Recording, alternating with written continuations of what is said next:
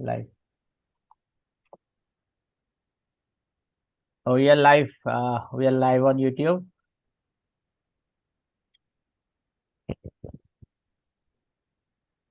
Like,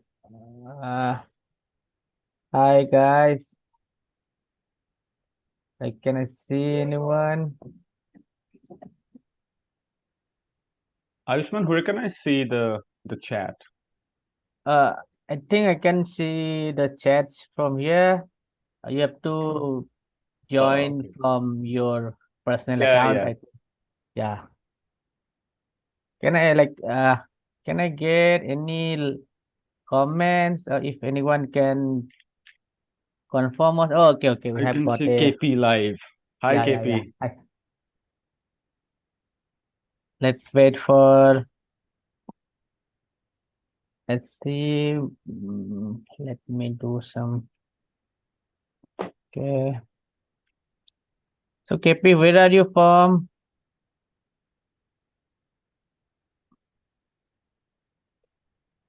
Um,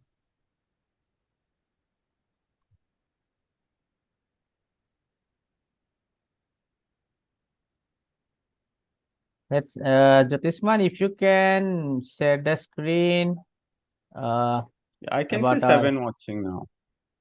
Yeah, I can see it. If you Hi, can, guys. yeah, go ahead, Jyotisman. Yeah, just drop us a like or a comment just to know. Yeah, just if you can, comment, like, where from you are, watching us, that would be a great thing. So that we'll also know, our, viewers base. Also, Jyotisman, if you can share the screen of, let's say, I don't know, the subscribers list.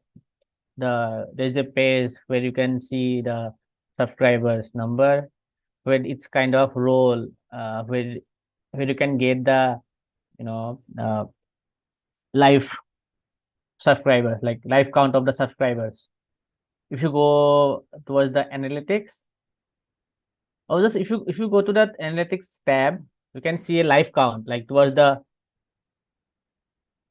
You are on mute, Jyotisman. Hello,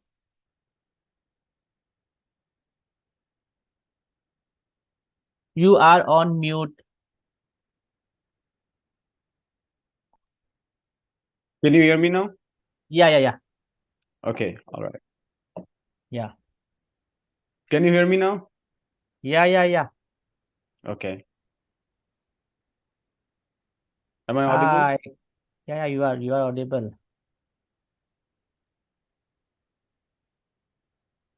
You are This is not audible. working. No, you are audible. Jyotisman, you are audible. I'm not sure why I'm getting some lag. Someone else is speaking. I mean, I can get your voice l- twice. Yeah, I think you have opened YouTube page. You can just mute it on the YouTube.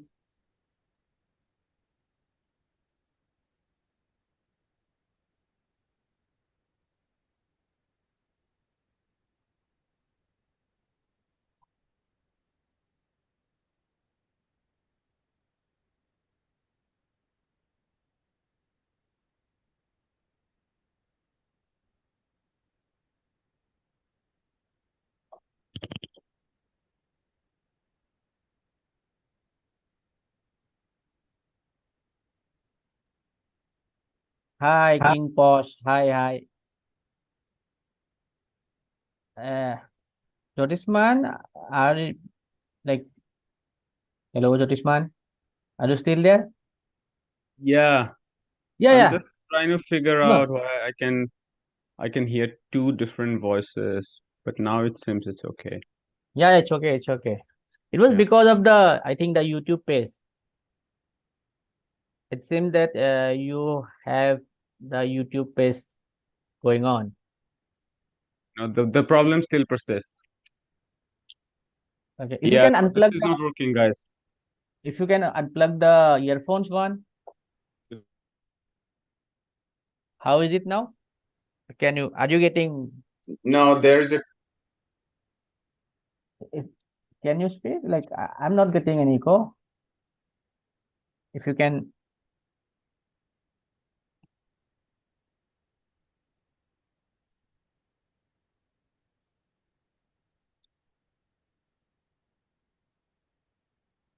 hi guys, are you getting any audio issues from Jyotismanen? If you can comment in the section, comment below.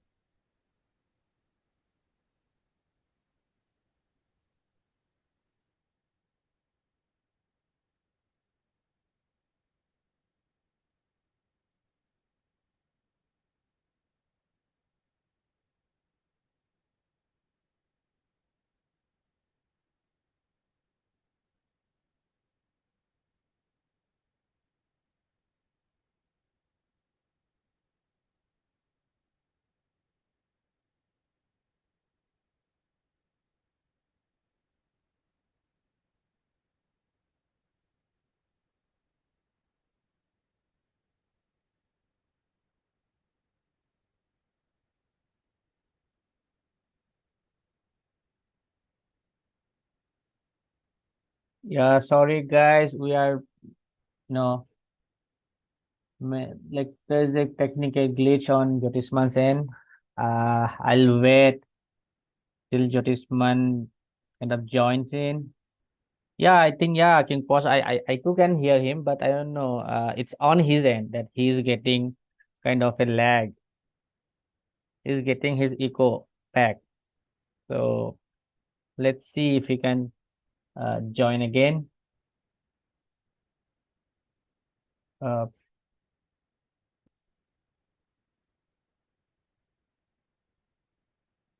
I'll just coordinate with him.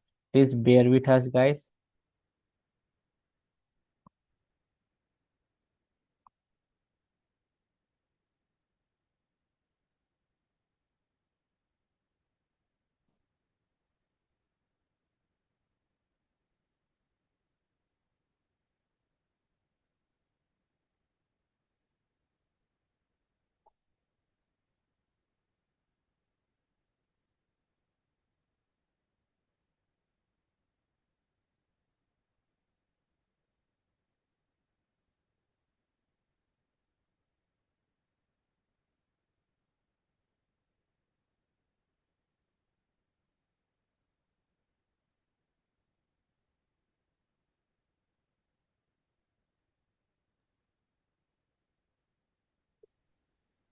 Yeah. Hello, Jyotisman. Yeah, let's try. I'm not sure if it's working at my end. I can just hear multiple voices at different times, split within this time lags, very weird. I can also see the YouTube comments. I don't know like if I should open it again. But now it seems to be working. Okay. Sure. Okay. So shall we start? Like, is it okay? No, no. Okay.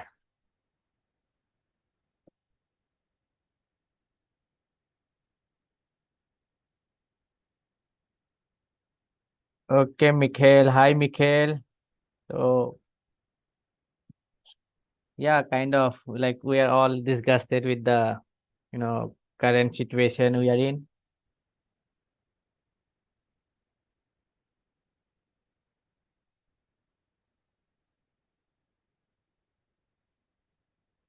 Oh, thanks, Cut Boss, for your. I think Jyotisman is still trying to just.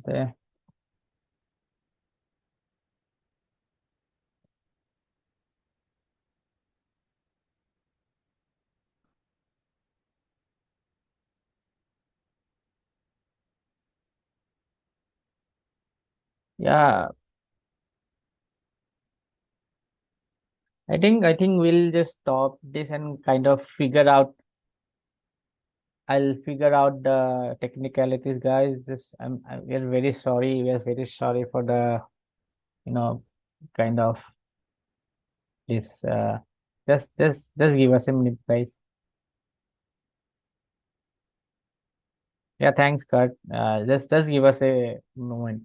We'll be back with we'll try to find the Yeah, I guess I solution to the problem. figured out what the problem Okay, was. is it okay now? Yeah, it seems like, yeah. I guess I figured out, yeah.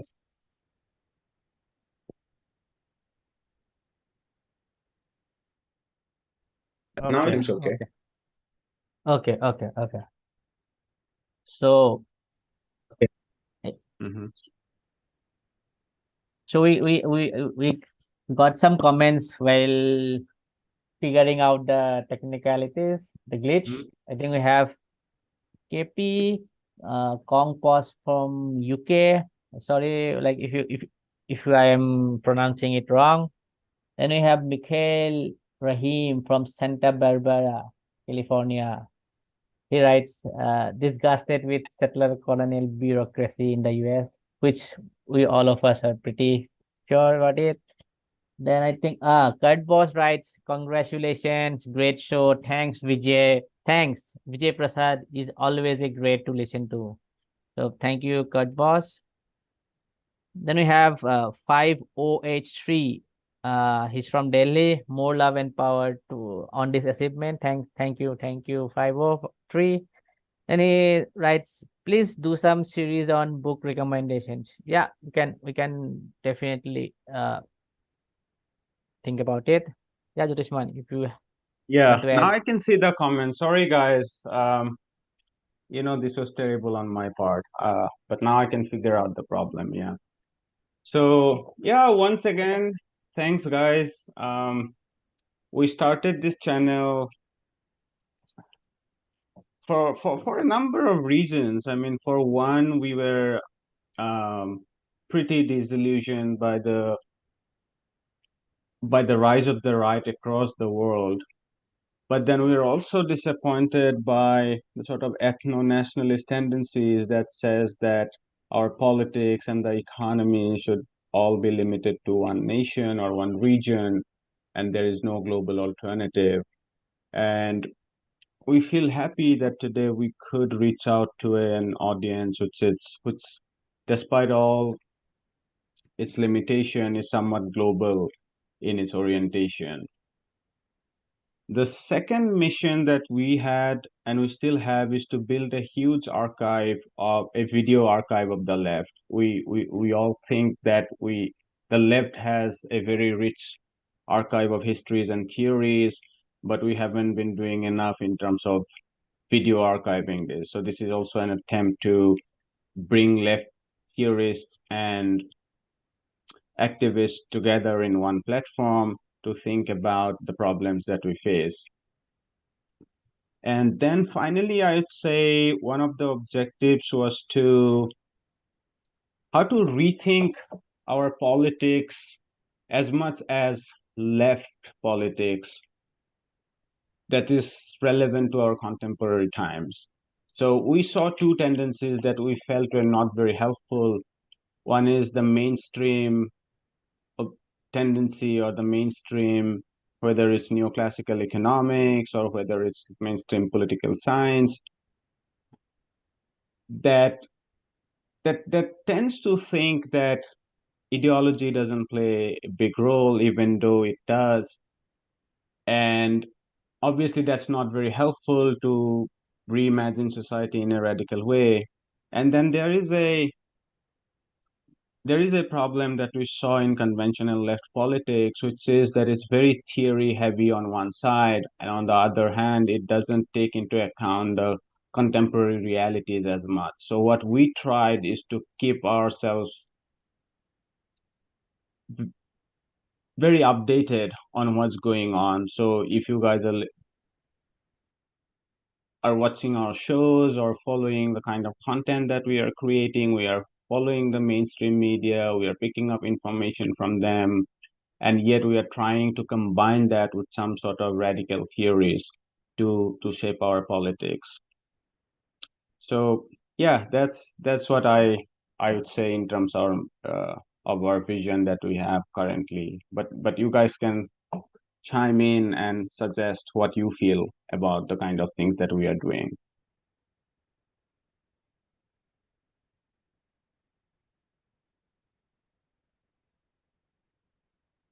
You can also drop any question, guys. Like we'd love to respond. Like whatever question you have, some expectations, comments.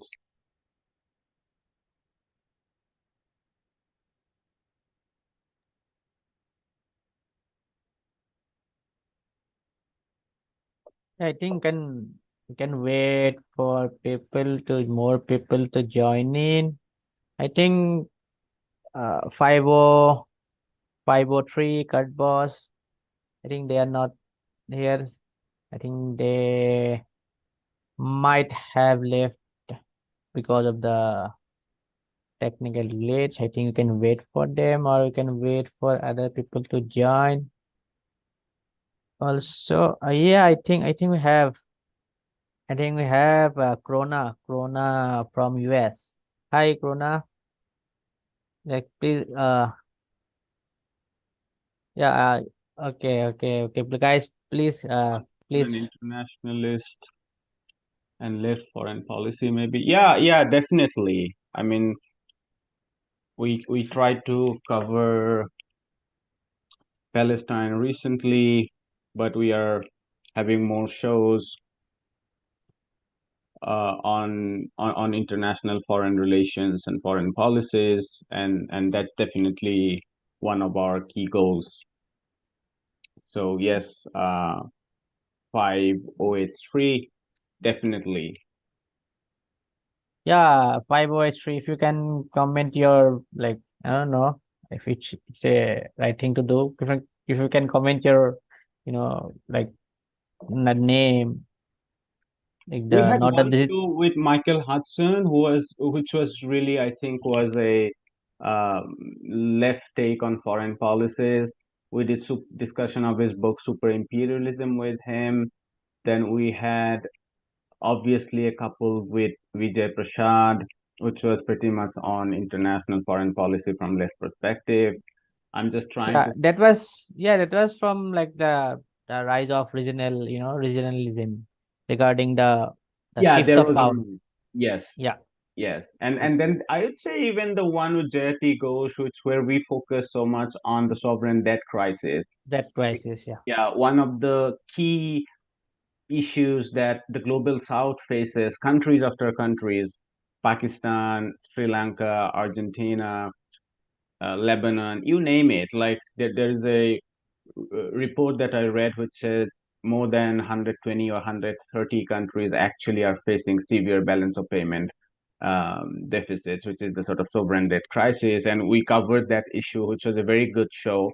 So that was one of them. But yeah, definitely we did one with Claire Daly, which really took off, and it has hundreds of thousands of views, which was to focus on Ukraine, also on. I would say most of our shows have had a very internationalist dimension. I mean, even our show with Aviva Chomsky on climate was so much focused on the differential responsibility or the very different kind of challenges that the global north and the global south faces in terms of what the climate change is. So definitely 5083, there would be much more to come. We'd do more shows on what does it even mean to have an international left foreign policy and from whose perspective. yeah. So guys, I can see Krona Ursa saying hello Rona to says you. hello. Hello. Yeah, let's. I think we have around 6 people watching right now.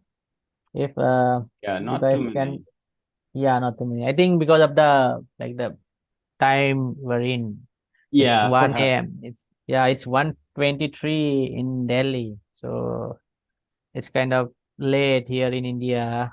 and also in US it would be It might be around, work day, or I don't know. yeah. Then there is a Mm-hmm. problem of the algorithm as well.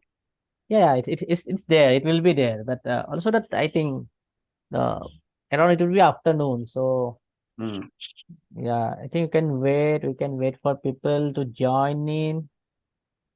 Yeah, I think guys, do if you are watching us right now, but you haven't subscribed to our channel, do subscribe it. We are right now at 9,969. We need just 31 subscribers more. Please, please, please subscribe. Just hit the We subscribe have button. Ronit, hopefully not worse than 503. Yes, okay. Oh, sorry, Hassan was great. Yonsei. And Yeah, that's great. Like, I don't know, you have kind of, like invigorated me. I'm kind of full of energy right now. I can feel you are watching us from Korea at 5 a.m. Think, yeah, I won't complain. I'm sorry. I take back my word.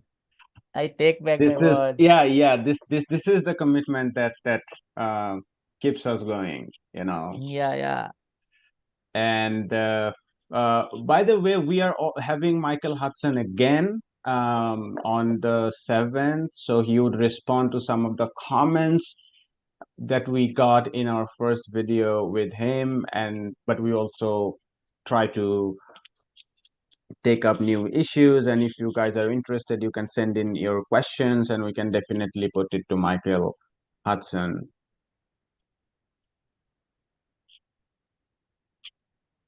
yeah. Good luck, Vincent. Vinay says, yeah, he would love to see Vincent.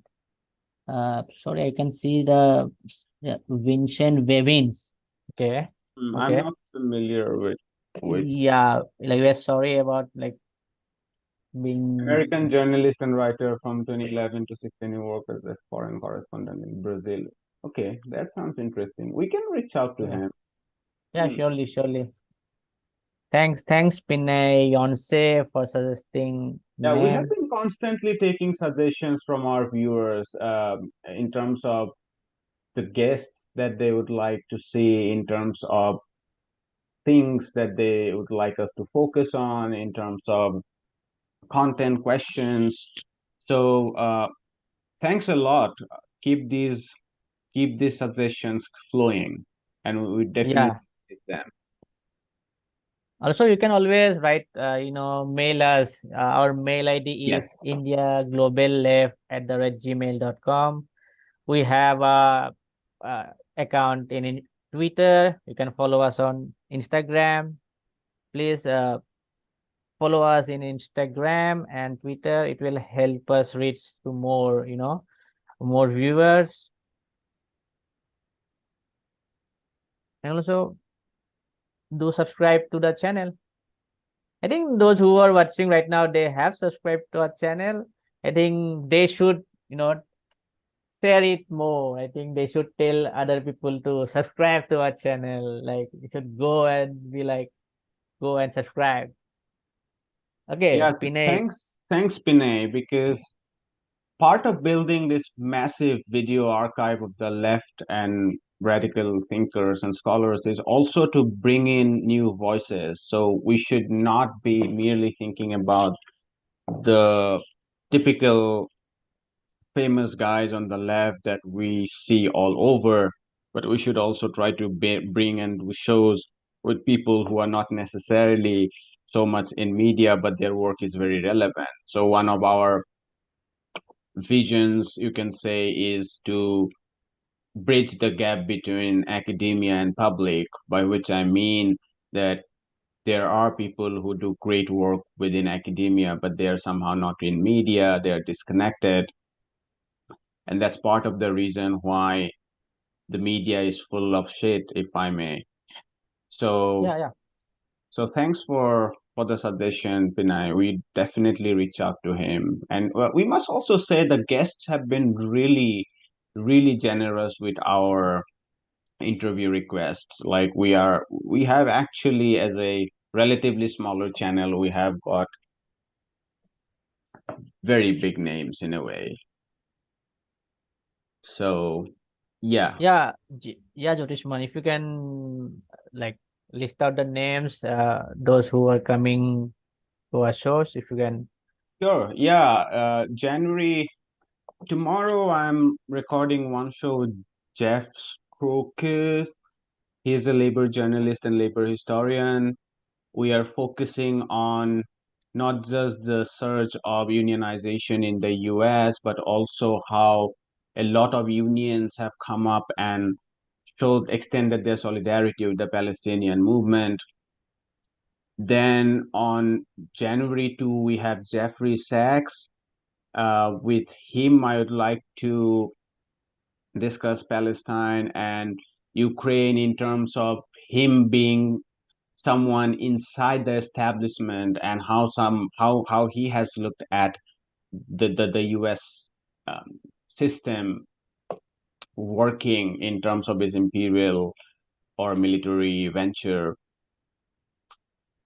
Next, I guess we also have Norman, we have Michael Hudson, then we have Slavoj Zizek, We have to Jeffrey Sachs. we have Jeffrey Sachs, we also have Abby Martin towards the third week of this month. So yeah, a lot of names. I've already reached out to Max Blumenthal. We'll definitely have Yeah, him. Thanks, Asma. yeah. Ronit says we'll be spamming WhatsApp groups with subscribe to IGL. Don't worry. Thanks, Ronit.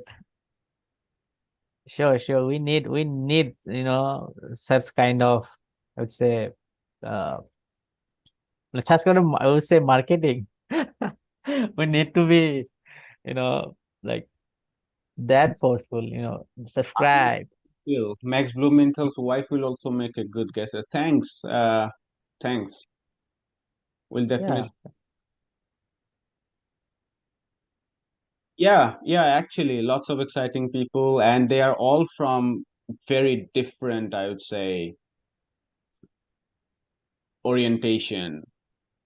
yeah. So that would be interesting. Also, like, I think the topics would be very diverse. You can say, like, from foreign policy to, let's say, labor history. We can focus on like the like economics and all. It would be a very, let's say, rich New Year. We also Like, have Doug Henwood, who writes yeah, in the Jacobin. He focuses on the U.S. economy, uh, big businesses, and so on. So that would be a good show as well.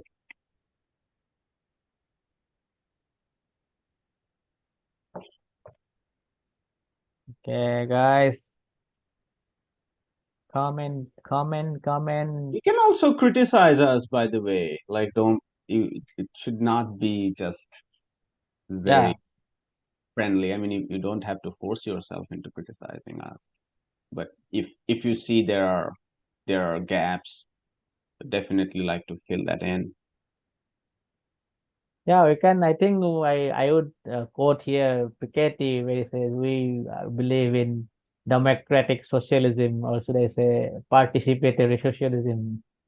We should participate, guys. Like, do participate. Like, wherever you have anything good, Did anything did bad. any of you guys see the recent compilation of Piketty versus Vijay, and maybe what your thoughts are on that? Yeah, any thoughts? Like, not exclusively only on Piketty and Vijay. Like, any video, if you have anything to tell, please. Any video you like, but which one is the, like, let's say, Most yeah, how favorite. do you, yeah, most favorite, which one of your most favorite, and how do you like let's say, the two greatest, Noam Chomsky and Amartya Sen together? Yeah,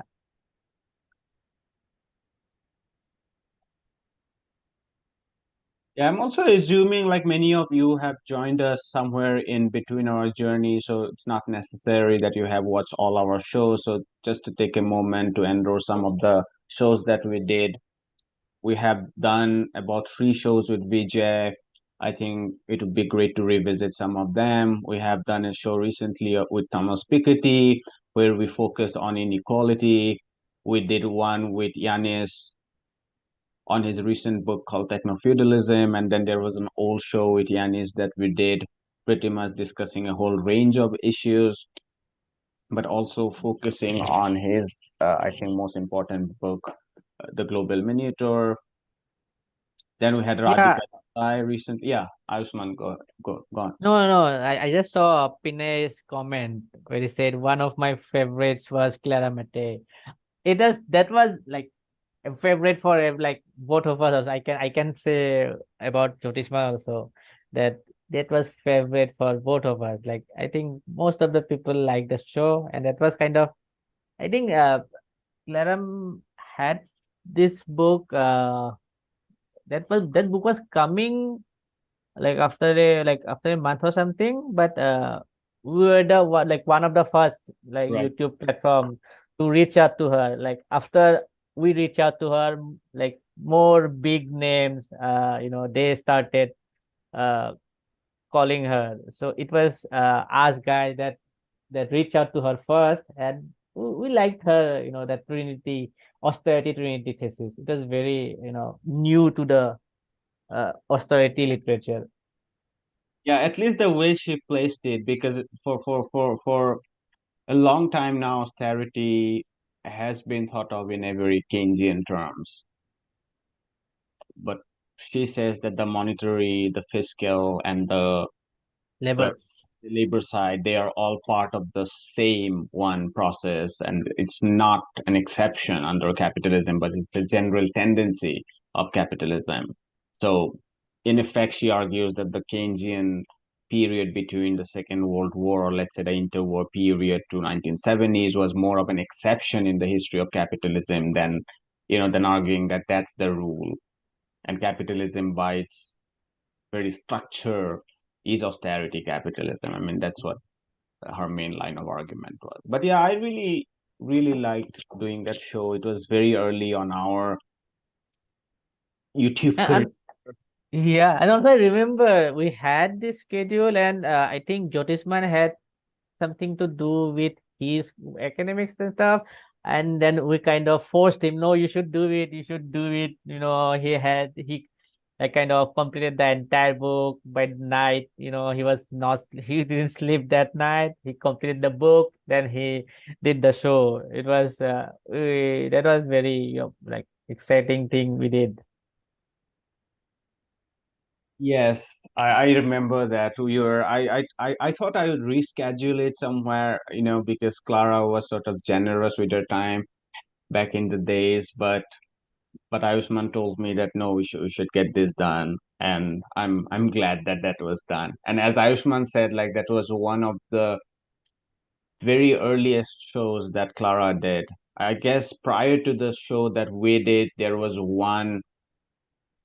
Yeah, That, that new school of social research video. That was kind yeah, of yeah, that was a more of an official kind of yeah, official. book. You can say Yeah, from yeah. yeah. That was But also the one with Norman Finkelstein on "I Will Burn the Bridge When I Get There" was one of the first, I would say, yeah, because the yeah. book was still like about 6 to 7 months from being published, and Norman was very generous to send Generous. in his draft of the book, which Yeah, was even all less I'm fine. sorry, I'm cutting between. I think Clara also send us her Shared her like draft, yes. yeah. That's just wonderful. That's the one thing that I like about the being from Radhika the left. Desai, her Yeah, book, yeah.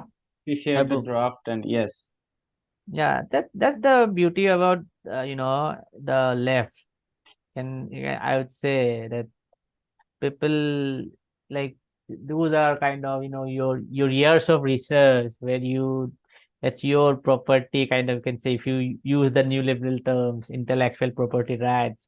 Then there are YouTube channels like us who are like no ones. Then we reach out to Clara Mette or Radhika Desai or Normal Finkelstein. Then they kind of share us, they can read the book. So that's pretty like awesome to do, to do something that sort of thing in the kind of I would say the kind of market, the academic market is, I would say. So yeah, that's pretty cool, I think. Meanwhile, Smith says, "Congratulations on 10,000. Keep up the good work, gentlemen." Thanks, Smith. Thanks a lot. It means a lot to us. And we are not gonna stop. That much we can promise. This Yeah. is just the beginning. We would soon have 100,000 subscribers. No one can stop us. Yeah, So guys, make it fast, make it fast. We are like 973. We just need how much? Like 27 more, 27 more. Guys, don't make us wait that long.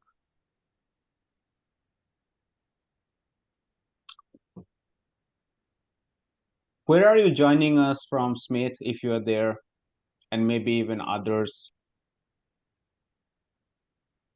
We truly have a global Yeah, base, we have and that, yeah, it's a little bit more, I would say, on the North Atlantic side.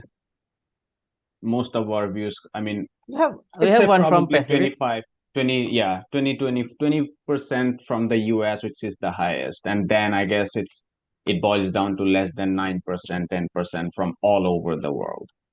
Yeah, Yeah, the yes, US definitely dominates, but as it does everywhere.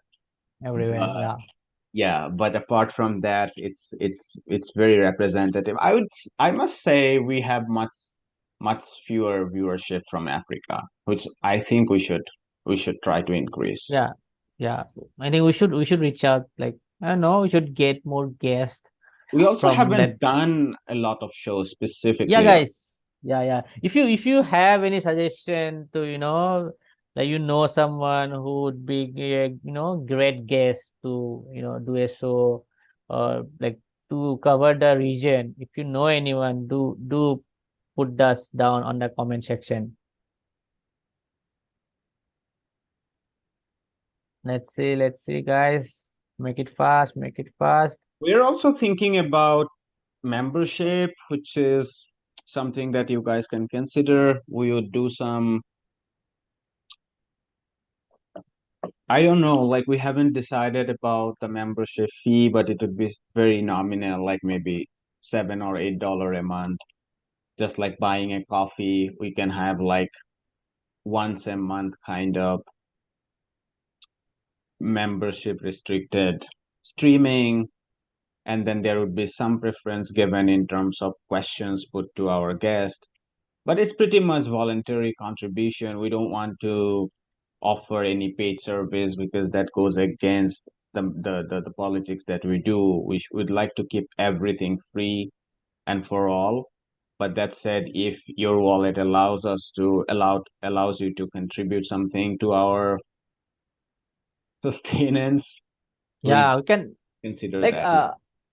yeah, for the membership thing, I think one is to have like a better interaction with you guys, so that we can like Jyotishman said, we would be more would be doing more streaming. We're thinking we so that we can make a better connection with our viewers, so that we can have a one-to-one connection or something like that, like not one-to-one, at least like a stream. And also part of that is we are also planning to have a like a massive archive. Like that's the one thing we're planning, that we'll build an archive for the left. And also for that we are planning to get a website design. So we are planning for to build a website for like Indian Global Left, where we'll pretty much update the contents contents we have now. And also in future we are planning to go towards let's say like giving a platform to new writers and like stuff like that. Students, they can write, they can publish their stuff. So we are kind of planning it in a much few like we are having a long vision for this platform. It's not that we'll only you know like Mm. keep it to the YouTube level, but we would definitely go beyond YouTube. Like YouTube would be there, but we would have much more, other kind of platforms where you can engage. So do consider about this membership thing, so that we can build and one is the community, then we can build an kind of archive, because that membership would allow us you know to think about, let's say, getting a much bigger team, so that we can work on like basic things like editing and stuff, like, and also about the technicalities, like the glitch that occurred today. It was just kind of. There is, sorry, one more suggestion from Pinay on Africa. So big thanks for that. We'll definitely reach out to him. I'm Yeah, I assuming. am writing down the comments and suggestion we are getting. Also, big So shout out to Stephen Wallace. I don't know if Stephen, you are watching this. You have been a big support, the biggest contributor financially, and it does help us. And we owe you a lot. You have been such a source of inspiration, given you yourself coming from a very working class background, not someone who has tons and tons of money to donate, but you have been pretty consistent, and that means a lot to us. So, uh, big shout out to Stephen Wallace, one of our, not one of our, I'd say our only big Patreon that we have so far. And by big, we mean it's actually very small, yeah, but very important. Yes. I can, yeah, and then people can guess the kind of editing or kind of basic things you're getting. So yeah, I think guys, we are still 25 subscribers less from 10,000. Guys, I'm make it not sure fast. if we'll get it there, but yeah, we can go on for maybe a little bit more if Yeah, I think we should go on. We should go on till it's I can till I see 10,000 written on subscribers less. At least 10,000. I should do that much. And if you guys, yeah, if you can just write anything you want to discuss, we want to share. also do Yes. do let us know how do you like our IGL analysis. That's something we are working on. We try to bring very concrete materials every day that that helps us build concepts, but also get very critical information from a left perspective as well. Also follow us on Twitter and on Instagram. We are there. Ayushman is doing some great work in terms of bringing more material and content over there. So yeah, guys, and I'll just tell one thing: subscribe, subscribe, subscribe. We have this, I don't know, like both of us from the northeastern part of India. So we are from Assam. So our language is called Assamese language. So we kind of, let's talk about those things. It's getting, I think, pretty bored. So we should talk about how we kind of keep us motivated. So we have our language is pretty much different from Hindi. So we call lage. Lage means we need. So we kind of say lage, lage, lage. Like twice we would say need, need, need. That means, I don't know, that has become pretty kind of, dialogue for us. Again, Yeah, slogan, let's say, would say lage likes. That means we need likes, we need subscribers. We would say lage, lage, lage. Then we say lage likes. Then we say lage subscribers. So that's how, apart from you know, this YouTube thing, that's one thing I wanted to share. That was kind of coming right now because I see that the YouTube no subscribers numbers are not picking up. the thing came to my mind. That's why I shared with you guys. I don't know if you have if you understood it, but I thought we should share it with you. Yeah, that's really, really something very close to our heart. Mm. Appreciate you all watching. Thanks, Solomon, for 54. I think I remember you. I mean, from some of the comments that I saw from you. I'm not sure if Yeah, yeah, it's yeah. the same Yeah. Solomon. Solo. Yeah, but I did read comments from some Solomon. So really appreciate you staying in Yeah, we touch. had some like kind of regular viewers. Like I can name Fun Call. I guess Fun Call is there. I think there is this Avijit was there. Yeah. Then Now I think we we do had, have a very core committed base of people who would never miss our yeah, shows, and often they also comment, and that has enriched our active understanding. understanding, but also to in terms of building a community. But because this is not just a platform in terms of just getting subscribers. We would rather have subscribers who are more committed and connected than a whole range of subscribers through a viral video that doesn't even connect to us. I mean, that's not what we are looking for. Solomon says, try to get Raj Patel, okay, on the program. He's a fantastic leftist. Great, yeah. So we need these kinds of suggestions. As I said, just to reiterate, we are trying to build a massive, perhaps the largest one day of the video archive that the left has. And for that, we can't rely on the usual names that we see all over mainstream media. We need to bring in more people that are not in media but are important for our politics. So thanks, Solomon, for this suggestion, and stay in touch. If you also have some questions, you can drop down and we can reflect on that. I don't mind, and we'll see if we can agree or disagree.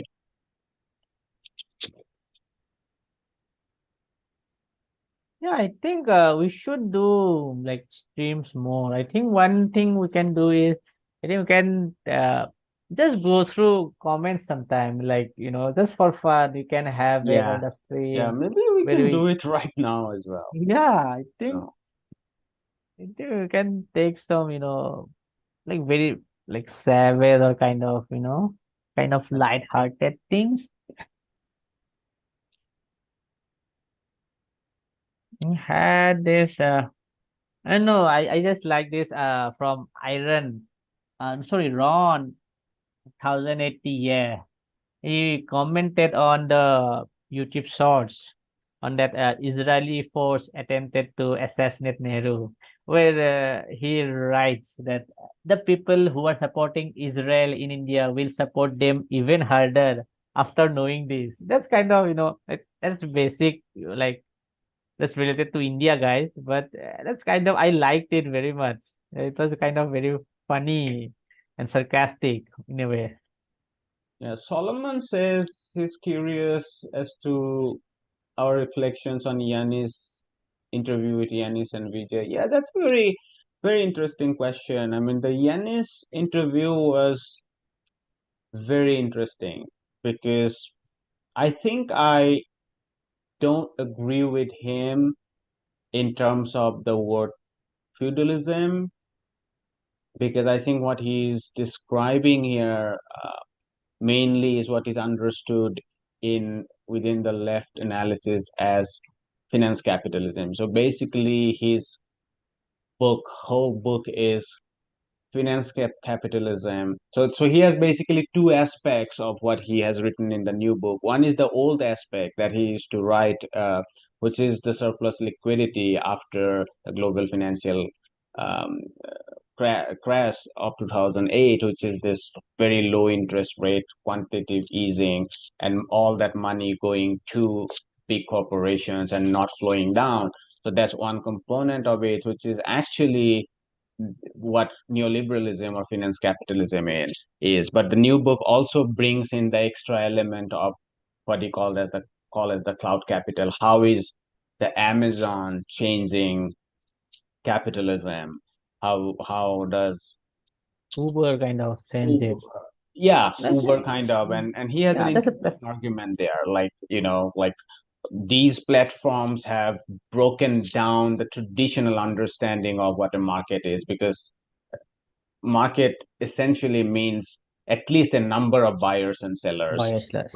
But what happens here is, imagine I am a cab driver and I want to drive and someone else needs a ride, but we can't come together unless we go to Lyft or Uber, and there are just these two platforms which are controlled by privately and by algorithms. So essentially, as buyers and sellers, we don't have any interface to come together. So I think he does a great job bringing our interest, or in terms of sensitizing us to say that you want understand capitalism, understand some of these changes that are going on at the top. And so I guess his book is very interesting. I don't think I agree with him on the word itself, which is techno-feudalism. Feudalism. Yeah, So that's my reflection on Yanis.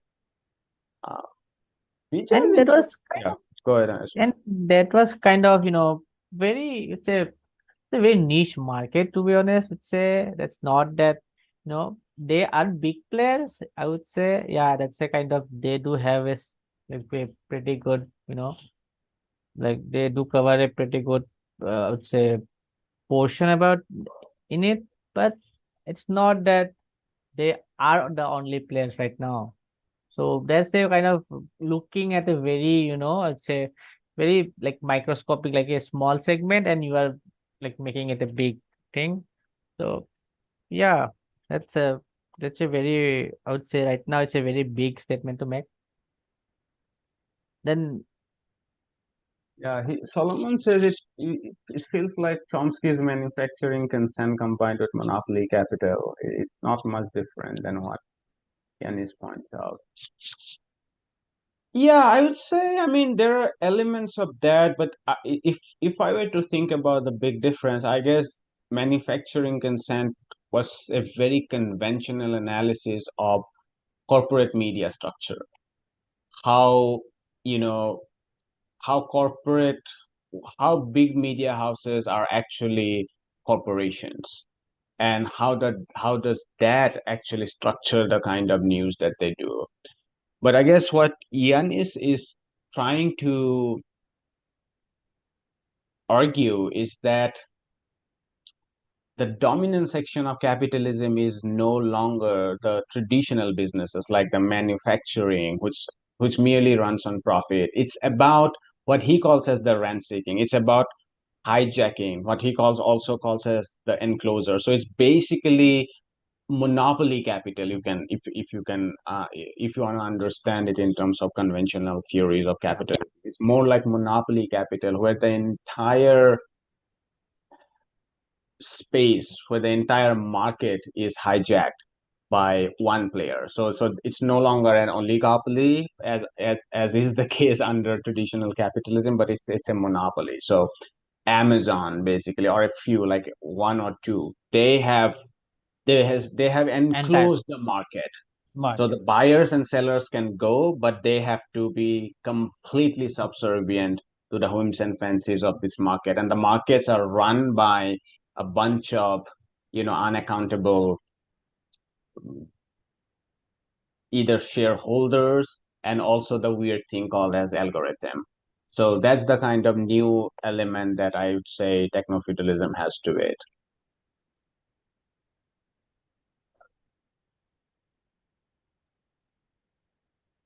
Guys, we are still As waiting far on as Vijay's the interview was concerned, I guess that was pretty solid. I think the segment on Palestine, I don't have anything to add there. It's it's yeah, it's it's a total ethnic cleansing and genocide. In terms of the discussion on socialism, I think Vijay was very right. in highlighting this fact that communism has happened in the most underdeveloped parts of the world. And any judgment on their achievements, whether it's standard of living or whether some of the failures, has to take into account that where they are emerging from. It's extremely stupid to compare the Soviet Union or Russia, for that matter, let's say in the 1930s, with that of US, because the conditions in Russia in prior to the revolution was very different from what the US was. The US was emerging as a superpower from the late 19th century. So, that's a very different story. And I think Vijay makes that point. Yeah, creative experiments kind of. Yeah, he commented. Yeah, he Yeah, does. point. Yeah, this does have a point. On traditional Nike capitalism and but Walmart. contributed to old style merchants. Yes, I did tell him that they are like mercantile capital. Capitalism. And Yeah. Yanis is just pointing out that Amazon is now old style feudalism back. But see, this is the thing, right? Whether we call them feudal lords or whether we call them monopoly capitalists. So I see Amazon more like, as I said there, the Dutch East India Company or the British East India Company. What they did was essentially capture the market. So the British East India Company went out, capture pushed out the entire uh, Arab merchants, Indian merchants, all the merchant class that were operating in the free Indian Ocean and parts of the Mediterranean. They pushed out through force. They armed it, and they started taking rent at different ports. They built warehouses, what the factories were called their warehouses. So they basically monopolized the spices, the textiles, and a whole range of old world luxuries that were flowing in. And that essentially gave them a territorializing power. So it was a total distraction of what was called as the free trade. And I see the same kind of things being done with Amazon. But my point is that apart from the scale, it's not unique in history. So there are two things that are unique in history. The Dutch and the English East India Company, they were not using cloud. They were not using computers and internet. So that's very new. And then there is a difference in terms of scale because the British East India Company didn't touch as many people as Amazon does directly. But in terms of the mechanism itself, I don't see personally that they're entirely new. It is built in within history of capitalism. Yeah, Solomon has a reply. So Today, I small think towns in America, like they are often very empty with few petty bourgeoisie business, with a large Walmart, Amazon warehouses nearby, and it's points out nearby. this cloud plan for. Yes, exactly. That's right. So that's where, like, if you read Arrighi's book, or if you read even Brodell's Civilization and Capitalism, they have often pointed out this that there is a phase of capitalism where the material expansion is very limited. And when that happens, it is often where the financial side expands. And that's where we get more of rent seeking, more of speculative capital, which is a total violation of the market as it should be. And Brodell does actually call them anti-market. It is where there is this famous line from his famous book. I can't remember it exactly, but he says, "This is the realm of anti-capitalism where the Yes. great predators roam." And these are the predators that we are seeing through Amazon, through Walmart and stuff. They basically hijack the entire market, essentially creating a condition where there are no markets.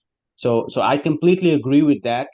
All I am saying is this is not entirely new under capital. This has been an integral part of capitalism. That's all I am arguing. Capitalism has always had these two spheres. One is the spheres of production, which operates on profit, which is the conventional theory, and then there is the sphere of rent seeking, finance capitalism, speculative profit, or which doesn't go into the production process.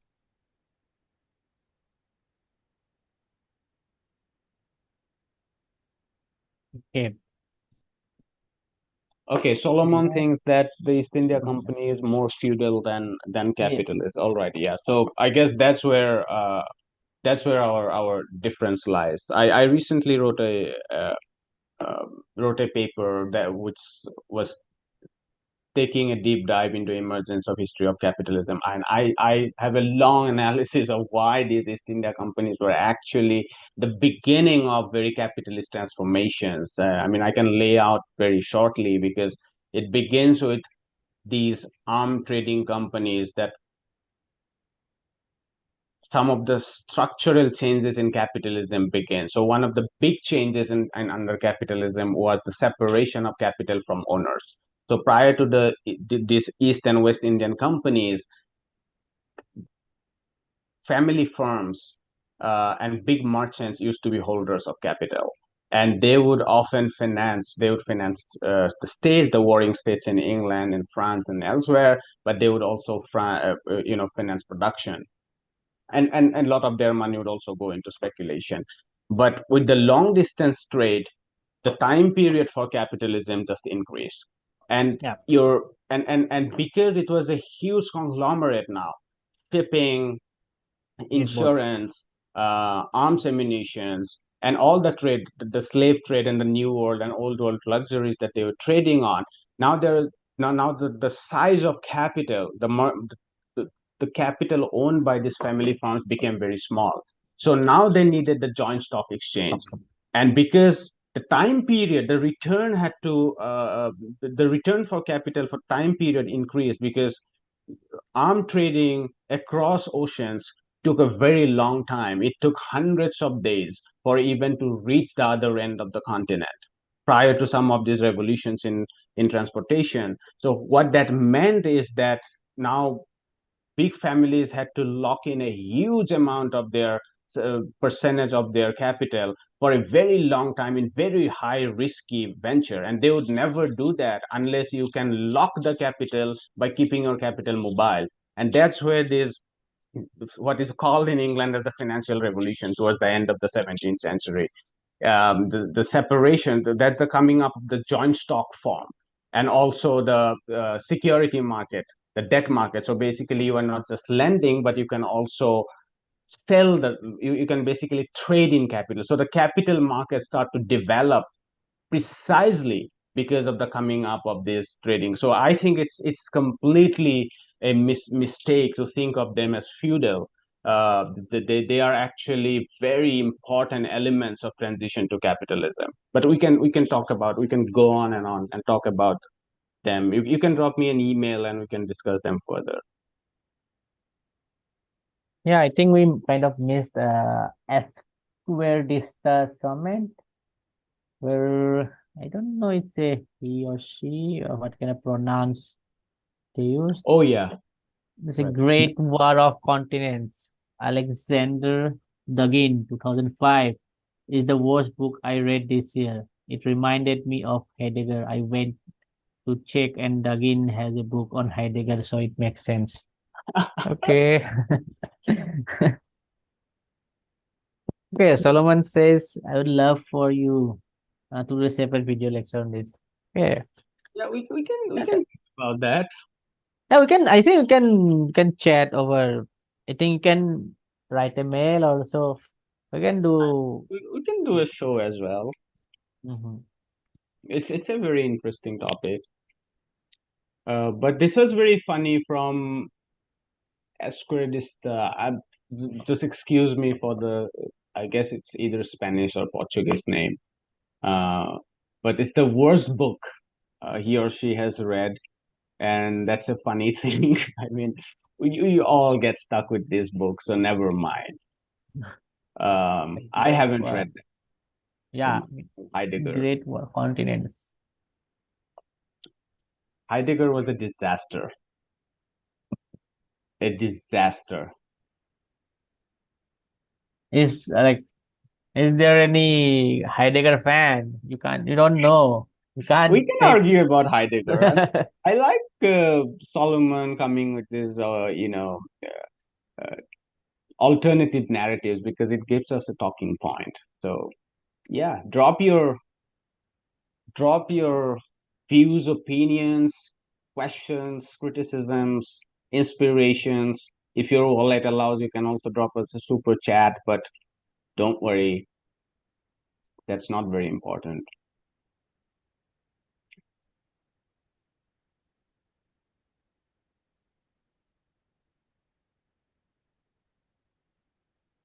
I think what's the subscriber base right now? Can check what's the subscriber. Oh, it's still there, guys. It's still there. It's still there. We still need 25. I don't think we'd be able to get there because most of the people watching this video are already, our Yeah, subscribers. But we subscriber. can maybe, if you guys are interested, we can stay back for a few more minutes. Yeah, I Your can just. thoughts, what you guys are reading, what's in your mind, who bothers you? Thoughts on Vandana Shiva? I think she has the answer to most of our ecological. Yeah, thanks, Solomon again. Ayushman, do you have anything to say on this?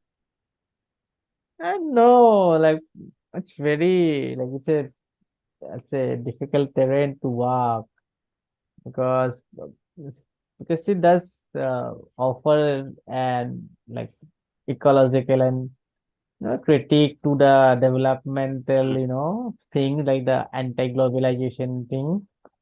But yeah, I do have some reservations. Can like Shiva is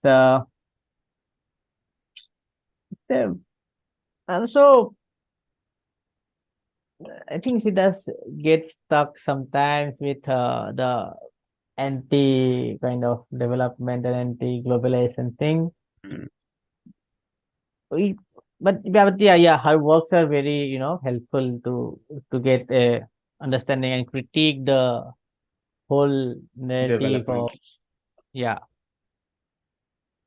Yeah, I guess my take is exactly the same. I guess her work is a very challenging critique of developmentalist narrative. And at the same time, I'm not entirely sure, as she is, about our ability as 8 billion people being able to survive on organic farming, for instance. Would a total elimination of inorganic fertilizers reduce us to more like a Malthusian world where there would be very high food shortages and so on and so forth? I'm not an expert in this, Bill. I asked this question to Vandana, and she said that she is pretty sure that there are ways of increasing soil fertility, there are ways of increasing productivity through sustainable means, and I'm sure that's true. I'm not entirely sure if an industrial world can actually feed itself on uh, exclusively on organic farming. But don't hold me on this. I'm not an expert. I haven't done my calculation on this, so I'd love to hear what you guys think about on this topic. But yeah, on the broad point, I guess it's pretty true that we should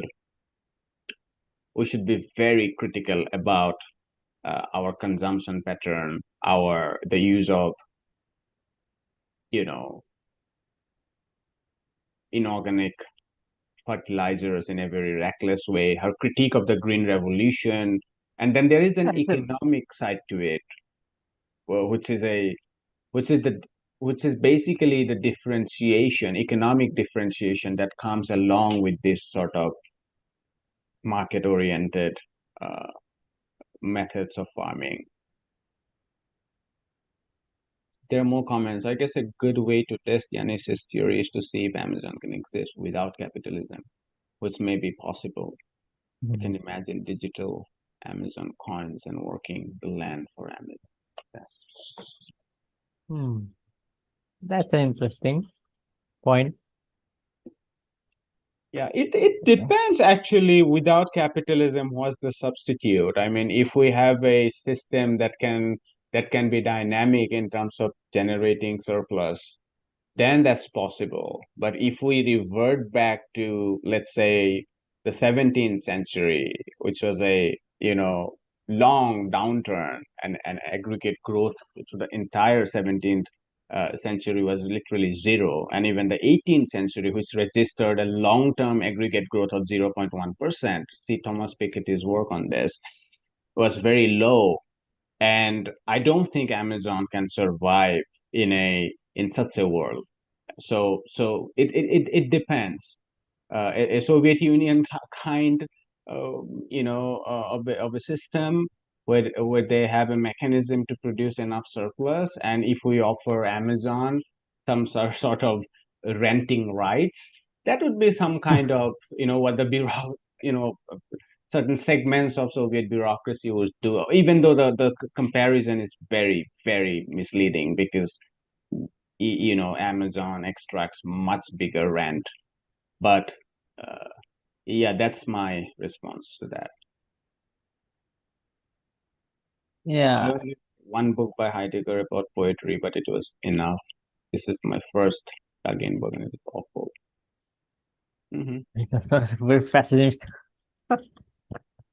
I just think monocrop agriculture is just fucking wrecking our shit, and I think we should work towards balancing these things. As someone that has looked a lot on bullshit data series, yes, yes, I agree on Yeah, we that. should. Yeah, we should go like we should think about going towards diversification in agriculture. Yeah, it's good one for the like from a farmer's perspective, and yeah, it's good for the population overall. Yeah, but it's the thing like how do you like how do you think about like making that transaction like transition?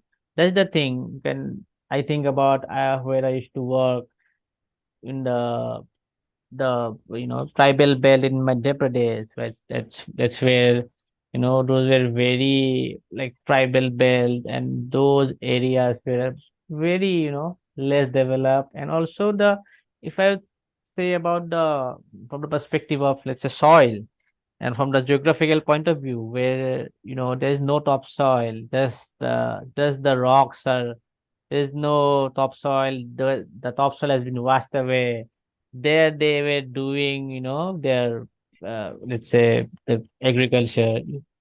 How to think about like doing agriculture in those areas, like how do you do organic farming where you don't have organic, like you don't have a soil, you don't have that optimum amount of soil, you just have the subsoil, you don't have the topsoil. Uh, those things like in the practical level we do need to think about. Yeah, but it's good A for the farmers and B for the population in general. Yeah, also talking about the transitional difficulty, that just immediately brings to my mind the Sri Lankan experience. I mean, Yeah. it's just a coincidence that Vandana was Yeah, the main, one of the yeah, member who the pushed that who ban on inorganic fertilizer, and it so happened that food inflation just rose tremendously immediately, and immediately the government had to roll it back. So yes, the transitional thing is also something to be considered. Harsh Jha says, recently came across your channel and I'm delighted to see these discussions and interview. Big shout to Harsh for supporting us. Thanks, Harsh. Where are you now? Going organic farming is concerned, Sri Lankan government tried to do this overnight and destroy their economy. I'm sure there is a Mm, way, but needs a mess. Yes, exactly. Yeah. So yeah, that's what Ayushman was also saying. Like the transitional difficulties, it can be done in a very reckless way. A better book on the history of the CPC is a metamorphosis. more na China uma history adaptation. Okay, there's the Okay. English, The Metamorphosis of Communism in China, a history of the CPC 19, but only available in Portuguese. And it's interesting. Who was the author? Solomon says South Bend, Indiana, about 100 miles from Chicago. Oh, I'm in Chicago, so we can meet whenever you are down. Just send me an email at India Global Left. There must be a sensible transition. There are all yes, yes. Yeah, Oh, it's sorry. yeah, it's there, but like it takes million years, I think. I don't remember the exact time, but it takes me kind of million years to uh to get soil. So uh, yeah, Yeah, I yeah, know it's Carlos Martinez. Yes, he will probably come on. Yeah, definitely. Yeah, it would be nice to have Carlos sometime and have a discussion on China. Definitely.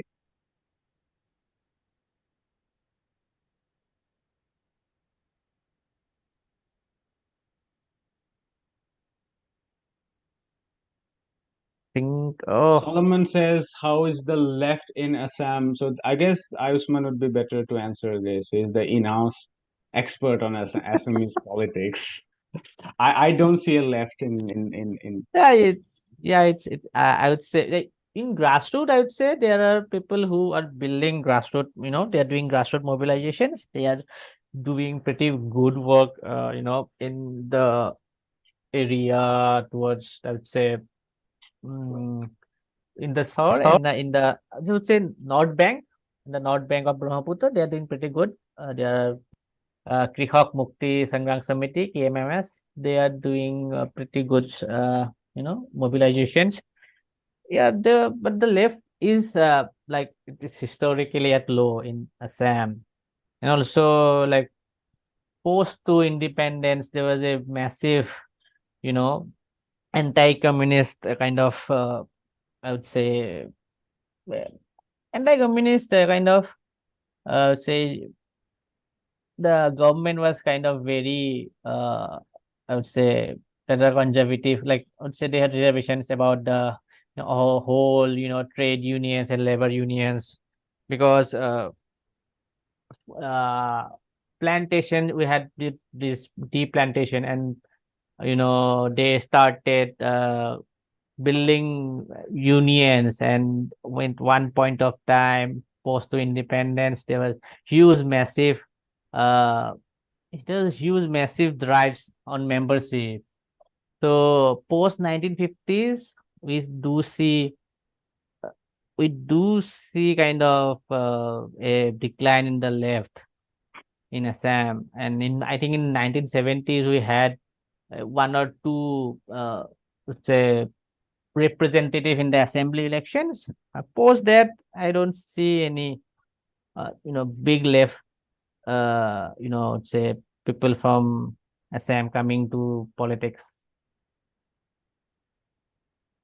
there are many. What's your favorite and worst book this year? Oh dear God. It's always a difficult question, and I remember like sometimes, especially going on a date, when I say like I love reading books, I am always asked like, "What's your favorite book?" And I'm like this, my head goes blank. Um, I just can't remember anything. This is like a nightmare that I used to have during childhood exams. I would read and read, and then I would go and you know I was not good at studies, so I was just blank, and it's a total nightmare. So it's so difficult for me to think about my favorite and worst book. Worst book is difficult because I don't read books without doing a little bit of research about the book, because I think time is precious. So I don't just jump at a book. I do see a little bit of reviews and what people has to say. So I don't know if Ayushman, you have a favorite and a worst book of the year. Yeah, that's pretty that's pretty difficult. I don't have any worst book, I would say, because just like you said, I do kind of, let's at least go through a review or stuff, then I would read that book. Yeah, like regarding favorite book, no, uh, I know I read this kind of a very interesting book by P. Sainath, The Last Heroes. It was very light read. That's a very good book to read. Those unsung heroes from the Indian national movement. I like that book. That's a very, because the kind of stuff they used to do, because when you define, movement, independence, that you are a freedom fighter. So say, oh, you went on to picketing, you want to doing protests, you want into, the assembly elections, the provincial assemblies.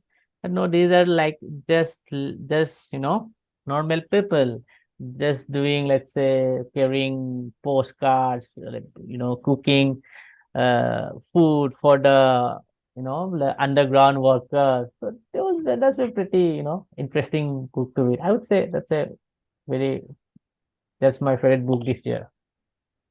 Esquerdista says, I write down all the books I read, it helps. Yeah, that's an interesting proposition. When I was in India, I used to buy a lot of books.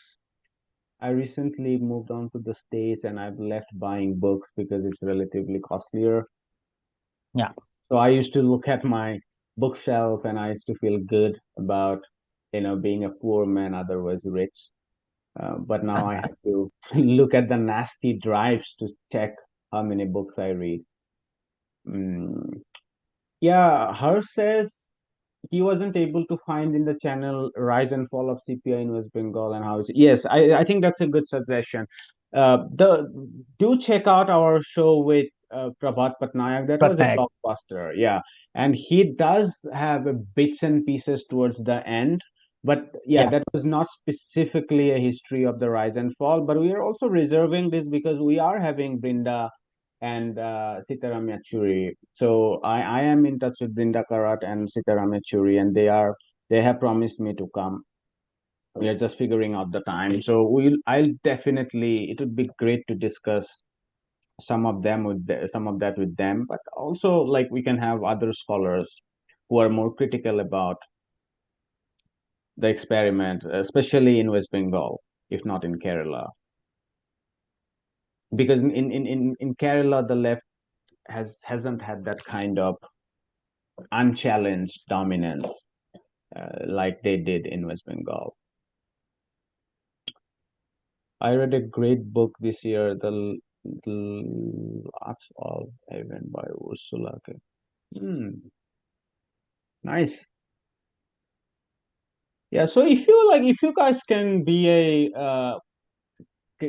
if you guys do consider, if you guys happen to consider being a member, which would be a very token amount, we'll think about ways to interact more, maybe once a month or so, so that we can interact in a more even platform. Like I'm interested now what that book is about, but I also concede the fact it's an uneven platform because we can speak while you guys can only write. So we'll see about that. Do you think about the alternative history where both China and India went communist? You think about an alternative history where both China and India. I don't understand this question. Both China and India went communist. Alternative history where both China and India went communist. We have like both India and China being like communist nation. Like Kind of what would alternative. happened if there had been a Yeah, yeah, yeah. It's kind of, nationwide communist? It's very hard to predict. Yeah, I'm a history student in a way, although I like to read everything. But as someone who takes history seriously, it's also, I mean, I know it's also limiting because maybe what Pina is saying is to imagine what yeah. if I'm getting it right, and that's an interesting thing we can do. Obviously, I can think of a few things, but it's so difficult, I mean, imagine, would we have said that communist Vietnam and communist China would have gone to war in 1978, 79? Like if we didn't know the history, we would have thought no. But that's what they did. And even people like Benedict Anderson, it forced the left to think about nationalism more Mm. seriously than what they did. I mean, Anderson's famous book Imagine Community came up because he was quite puzzled by the war between Vietnam and China because there was this assumption that communist parties are not nationalists and communism is not nationalism and there shouldn't be war and the war is only between capitalist nations, and but they did go to war. So it's very hard to think of, you know it's a, but as a purely as a creative exercise, I am ready to do that when we have more time. IO Hillary, what are your thoughts on China and the turn it's take towards capitalism? This was Mhm. necessary, but has it gone too far? Yes, this is a big question, but I do agree that it has it is it has become a disturbing thing now, especially if we look at the levels of inequality. It will Okay. shock you. I mean, the most unequal regions in terms of wealth and income are like Latin America and South Asia, and China is pretty much clocking that, which is incredible, even in terms of just analyzing that. And then we can talk more about its actual difficulties within its economy, how to make a transition from the export-driven economy towards a more, you know, um, domestic market-based economy. But then there is also a transition from manufacturing into service sector, because as China has transitioned into a middle income country, more and more people are now seeking service sector jobs and are not willing to do manufacturing, which has actually led to massive unemployment there. And all my Chinese friends I talk about, they do talk about rise in cost of living and the difficulty of finding jobs. It's not because there are no manufacturing. I mean, China still, I mean, its gross value addition is like 42%. It's like insane. But the difficulty is that a lot of these young people in China don't like to do these factory jobs. So how to make this transition? And then there was a big deleveraging of the economy after the global financial crisis, through the boom in the property sector and infrastructure. A lot of them has become now, bubbles. How to come out of them? The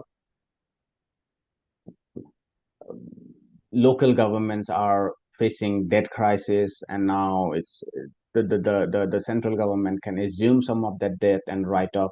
So there is a lot there. I mean, it's very difficult to come with a generalized answer, but since the answer was very general, I would say that yes, it's very disturbing as a leftist to see some of the things that are coming out of China, even though we still think China is a positive development overall, but but there are concerns there.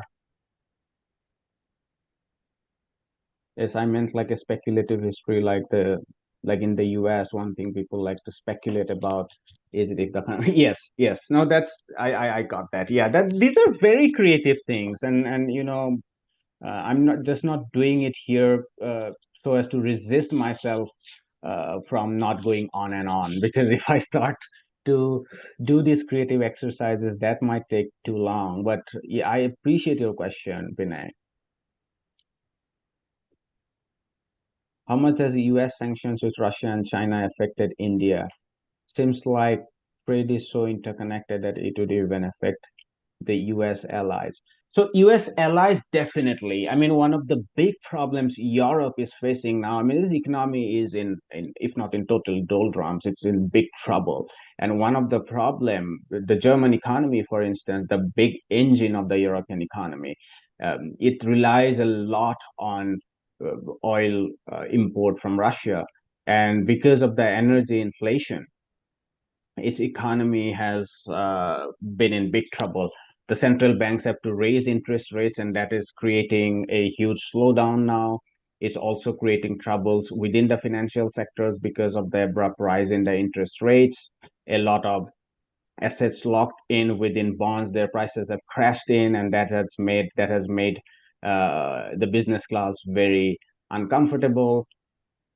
So yes, the US has been less affected because US has a lot of oil and it has other means of securing that. But Europe has definitely been at the receiving end, and it's not just the energy, even the issue with immigration. Europe is sort of actually playing with fire now. On one hand, it's doubling down on sending more aid to Ukraine and not resolving its conflict with the conflict between NATO, essentially a conflict between NATO and Russia. And on the other hand, it's doubling down on its anti-immigration sentiment. I mean, anti-immigration sentiment in Europe is highest since that big wave into 2015, 2016. The good thing in 2015, 2016 was that the German economy was doing very well. And so it was able to absorb some of that. That's not going to happen now. And with the rise of the right wing, things would be pretty ugly. I mean, things are getting pretty ugly. In terms of India and the rest of the world, yes, it is pushing people towards alternative. The big sanctions. I mean, yesterday or today, I guess the Financial Times talks about further sanctions, U.S. sanctions in seizing Russian savings from European and American banks. But the big sanctions on the payment system has made the rest of the world really nervous, and people have come up with the alternative ways of doing trade there. So India, I guess, imported a lot of cheap oil. India actually got benefited from this conflict, at least in terms of importing some of the cheap oil, which was very critical to contain its own inflation. Mm, I'm trying to answer very concisely. These are very big questions. Yeah, but our answers are getting big, but the subscriber numbers are not getting big. What's the No, don't worry. issue? We'll we we'll I get think big. We are it's getting bigger, guys. We just got 10,000. We do serious shows. We don't do like lifestyle and you know whatever. And we still have a very committed yeah, we base. have to have a So, committed so base. congratulations, Yeah, congratulations to us. and I Harsh think says, I've been thinking about this green revolution in India and I've been listening to conflicting views. Few folks have called out it as the main reason for current farmer situation, but it did help us. Yeah. I recently read this book by, was it Nikhil? What is this book, Ayushman? I also told you about that book. He did a fair yeah, amount of yeah, Benjamin. Benjamin, yes, yes, yes. He did his PhD from Harvard, and this was done in as part of his PhD at Harvard. Benjamin Siegel. Benjamin Siegel, yeah, Siegel. his book. I mean, it's not a very concrete research or revisiting of the Green Revolution question, but he has definitely concised all the literature. So it's a good literature review of the Green Revolution. But I do think there is so much to revisit the Green Revolution, Ayushman, isn't it? I mean, and it's Yeah, not yeah, just about the productive Western thing. UP, Haryana, and Yeah, Punjab. yeah, yeah. A lot to It's think the about its impact on the rest of India. India, yeah, it's if you think about Green Revolution, mostly certain parts of UP, the western part of UP, Punjab and Haryana are the states that comes to mind that the benefits kind of went into. But we have very little studies on, let's say, that what happened in, let's say, northeastern states or in Assam, like what kind of impact Green Revolution kind of generated. The I think you have some studies in, like, from the southern states. I think, yeah, I think they have some literature on southern states. But yes, but the comment of Arja is, yeah, it's it's correct. Yeah, it's one of the reason, the issue I of farmers. wanted to respond to Ayo's comment that you know I am from Ghana, so I Yeah, China's activities in Africa. Is this because China's goal is to pass the? Yes, I think on the foreign front, my take on China is much more positive than the domestic front.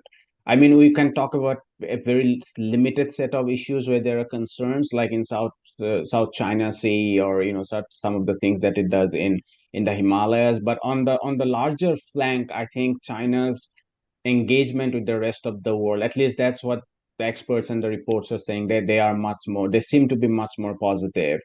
even with some of the concerns with some of the infrastructure projects under the Belt and Road Initiative, for instance, the CPEC in Pakistan, or some of the infrastructure projects in Sri Lanka.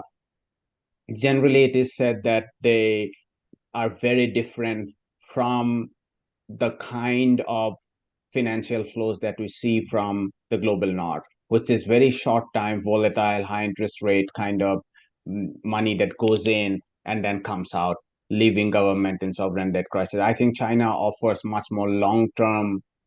that There may be some issues with the interest rates, but I don't think it's a big concern there. What we don't want is a China US conflict that can really, take places like Africa by, by disaster. So I think African collaboration with China can be very beneficial, just as we have seen some of those collaborations in Latin America.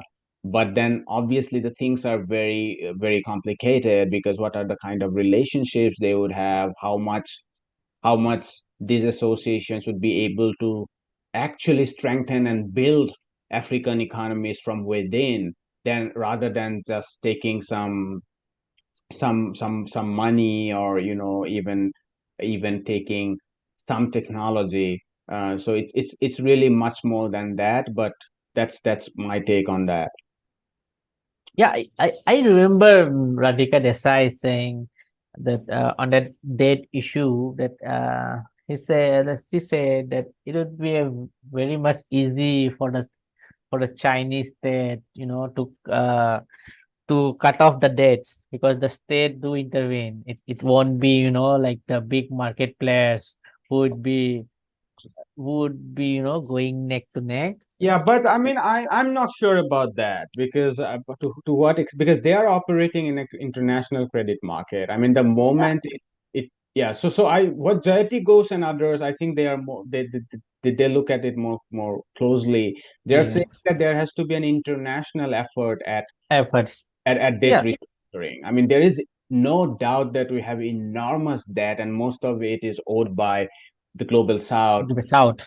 big businesses in the global north, and that has to be a lot of restructuring there. Some of that may need evergreening or moratorium. But what they are saying is that we need a global sort of effort for that. China can't unilaterally do that, because China, despite being the big player it is, it's still a segment of the overall debt credit market. And the Markets. moment it starts chopping off of loans just like that, its own bond rating would take a free fall. So there are problems there. I take Radhika's point that the Chinese Communist Party is in a much stronger position to regulate big businesses. That's pretty much true. I mean, the business offensive against the state that we see in the US, we don't see that in China. China. Yeah, So yeah, so that's true. But to what extent uh, the state can, the party can actually control these international rhythms of financial flows? I pretty much doubt it. yeah, it's there, but there's the dynamics between, let's say, a Western order and a Chinese state. So that's an interesting Yeah, for instance, takes. the experiment with BRICS Bank, coming up with alternatives, Like, hmm, rethinking credit in terms of need, not in terms of profit and exploiting poor nations, that would be very positive. The kind of austerity and strings that IMFs and the World Banks basically attach to in terms of extending aid, quote unquote. aid. The BRICS is really attempting to come up with an alternative. If they succeed, that would be really good. Good. Yeah. So I guess Revolution, a study in nationalism by John Resheter is the best book on the nature of equity. I'll take a look at that. I haven't read this book. Thanks, Solomon. I wrote a large paper that based much of my research on it. It gives an insight as to the historical background. Okay, awesome. I'll thanks for the recommendation.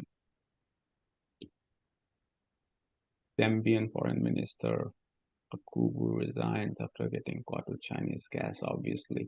US and European and other businesses manned by corrupt officials. Yes, so that's an interesting I guess that's a part of class society and corrupt politics.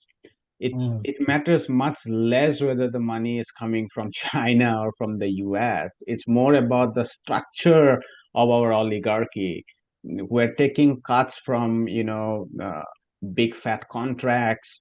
The is a pretty much a bureaucratic thing, especially very rampant in the global south. And so that's, I think, is the heart of the problem, is not whether it's Chinese money or it's American money. The difference in Chinese money and the American money is in the nature of that contract, whether it's aid, whether it's private credit that's going through the credit market, whether it's long term or short term, whether it's low interest rates or high interest rates, whether it has come with a lot of political, baggage, whether it's come with an austerity imposed on it. I mean, these are really structural differences, but some officials being caught up with some, money, that's a more of an issue of internal corruption. And I don't think that would be resolved by replacing one block of capital by another. Yeah. Solomon says aid. Yes, yes, aid is a good euphemism for restructuring the capitalist order, redistributing resources more upward, and looting the global south by shifting the terms of trade in favor of the global north. Yes, it's funny. Yeah. I think we can.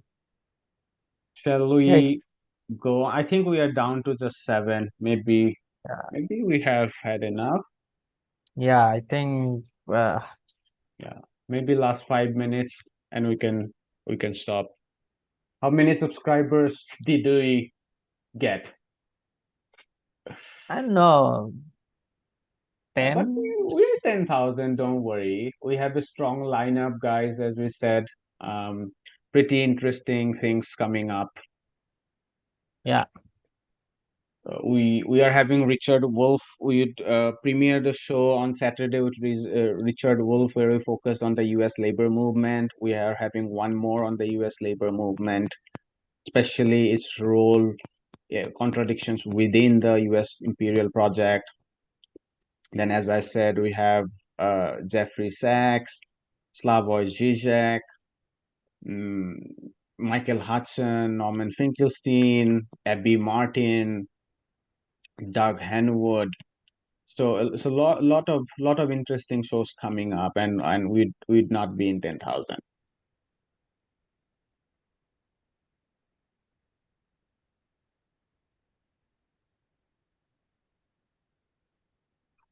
All right. Any final thoughts, Ayushman? Yeah, I think we should do such interactions more, Right. and please do subscribe to our channel. I know we do have a solid base, solid viewers who are committed to the cause, and they are very very excited with our project as well. So yeah, it's good. I think you should keep in mind about the membership thing. We'll shortly be announcing the Yes. membership details.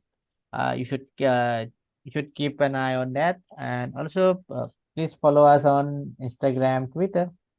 Also, the thing about the membership is not as much about giving services, because we like to keep it free and open for all. It's more about building a community, a core base, which who can inspire us. And the money would be like just buying a coffee once a month. So that's okay. It definitely helps us. I'm not saying like even if we get like $10 a month from 20-30 people, it does make some difference.